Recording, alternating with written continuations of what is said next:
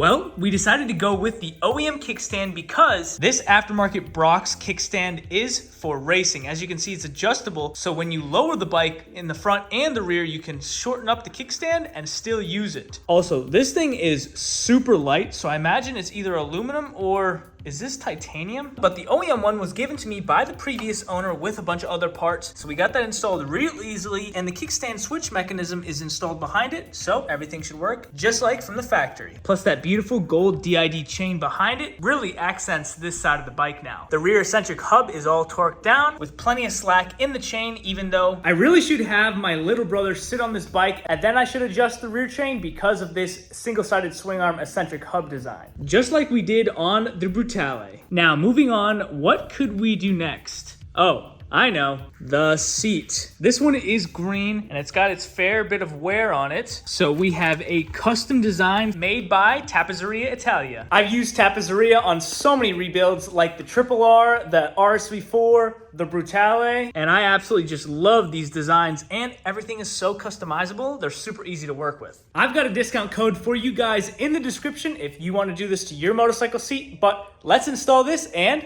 throw it on the bike.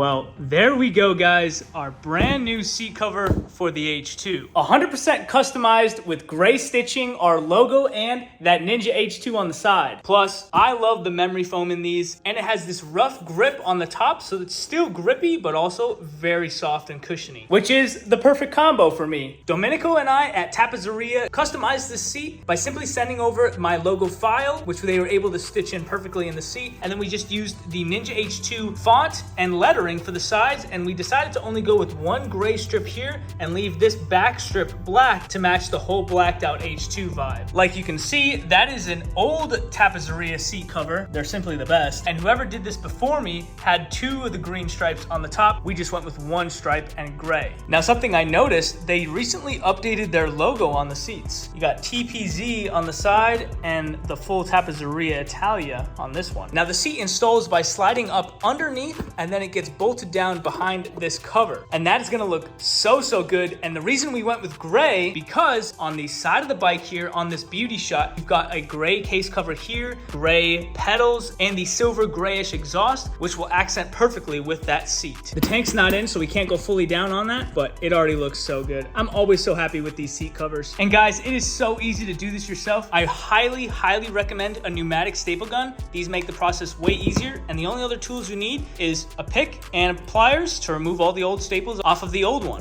And speaking of seat covers, we have this extra green H2 seat cover, and I want to give it away to you guys. So if you'd like this seat cover, type in the comments below TPZ H2, and I'll choose one of the comments and ship this to you for free. Now we have brakes and coolant to do to get this bike ready for the road.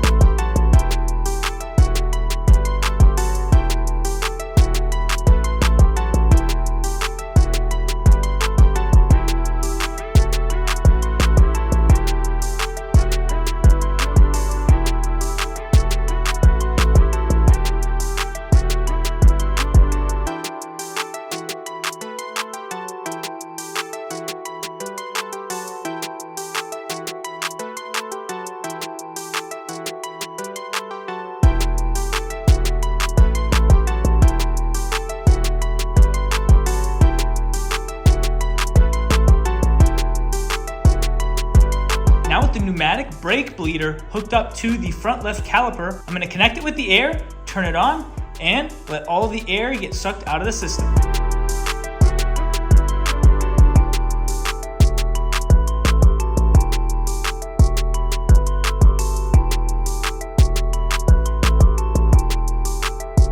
So you might be wondering, CJ, what does this pneumatic bleeder do that's better than just a hose and a bottle? Well, when you're dealing with completely empty calipers and a front master cylinder, it takes a lot of pumps to get the air out and the fluid in. But with the pneumatic bleeder, you simply connect it, open the bleed nipple, and then you just turn it on, which in turn sucks all the air out, and fluid immediately starts to flow out of this hose directly from the reservoir. So basically, it's just more efficient, and it's pretty cool. You don't have to sit there, pump the front lever.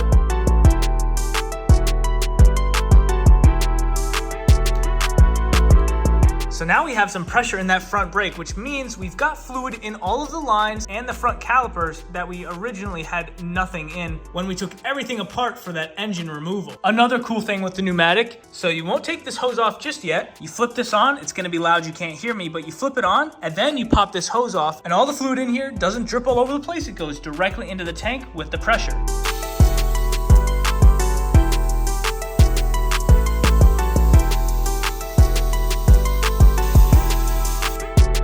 We love no mess around here. We have got very good pressure up here on the front brakes, but now I'm gonna go and start all over again. Start at the farthest caliper away, then move to this closer caliper, and then move to this front brake master cylinder, and we should be 100% on the front brakes.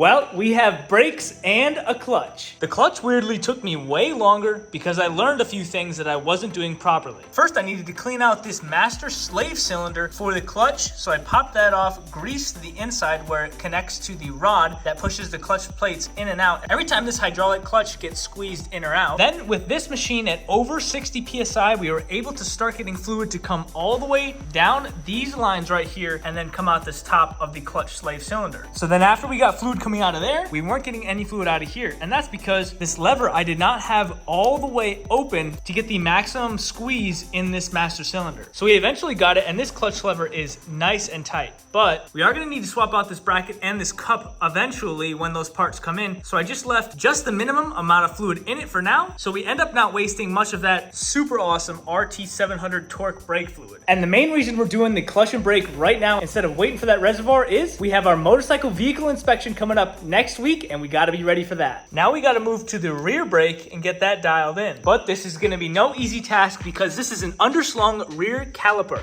And you and I can both see that the bleed nipple is at the lowest point on this caliper. So this ain't gonna bleed right at all. Also, there's a crush washer on that. That's weird. So what I'm gonna end up doing is taking this caliper off, putting a piece of wood in between the brake pads, and then tying that up there and bleeding it from up there, which will then be higher than our rear reservoir and the ABS unit up front. And these have some long lines running to the ABS unit, and I know these are empty, so let's do our best and bleed the system.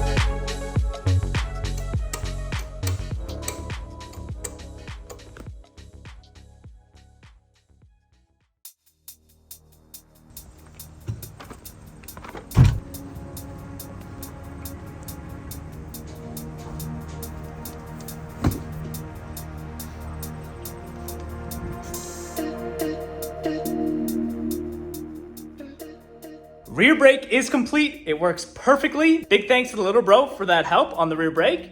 Now, I think you guys will be pleasantly surprised. Let's just say I saw all the comments in the last video and you guys are gonna be happy.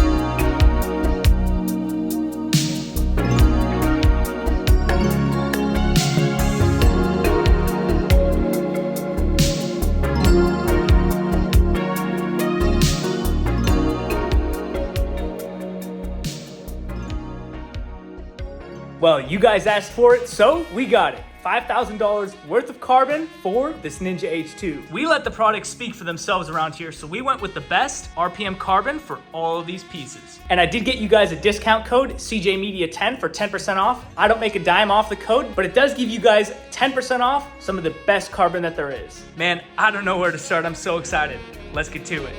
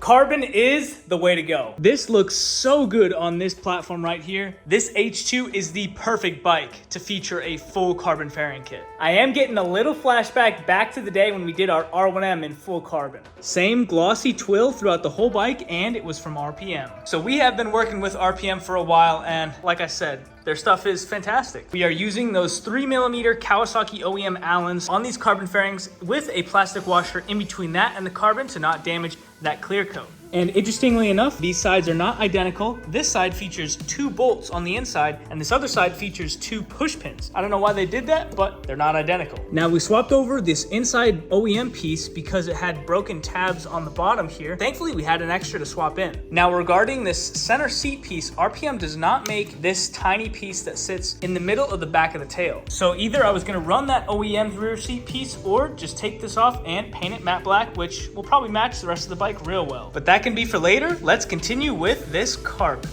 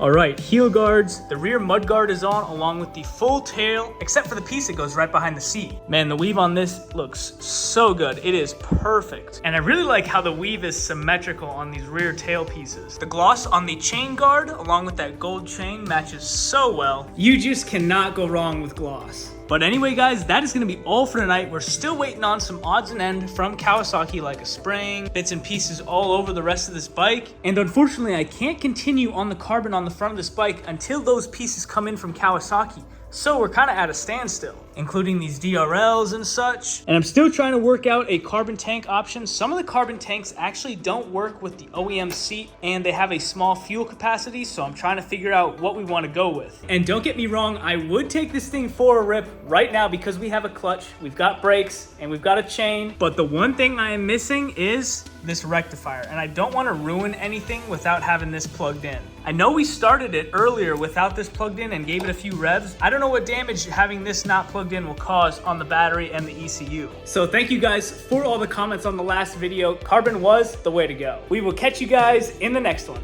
See ya.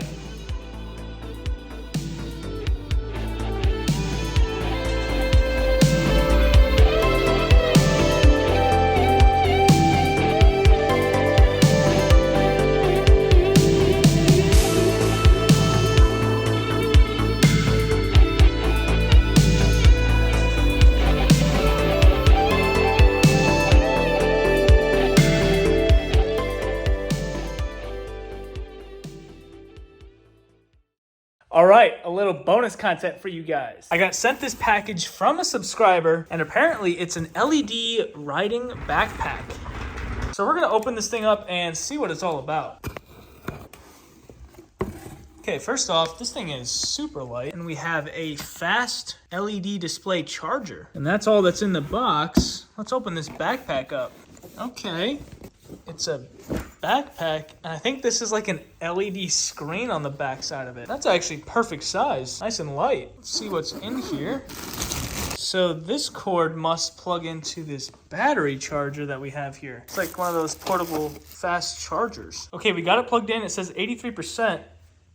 Oh, check that out. Making some lights on the front. I assume that goes right in there. What else we can do on this thing? All right, so we figured out how to upload my logo, but there are a ton of other images on here that we can put on this backpack. This is actually really cool. I don't know what the laws are with distracting drivers, but I guess this is a better way to let people know that you're in front of them and to help with distracted drivers slamming into the back of bikers. Definitely an interesting concept, which I have not seen before. Even has the clip in the front for the backpack down these straps. Oh yeah. You know who you are. Thank you.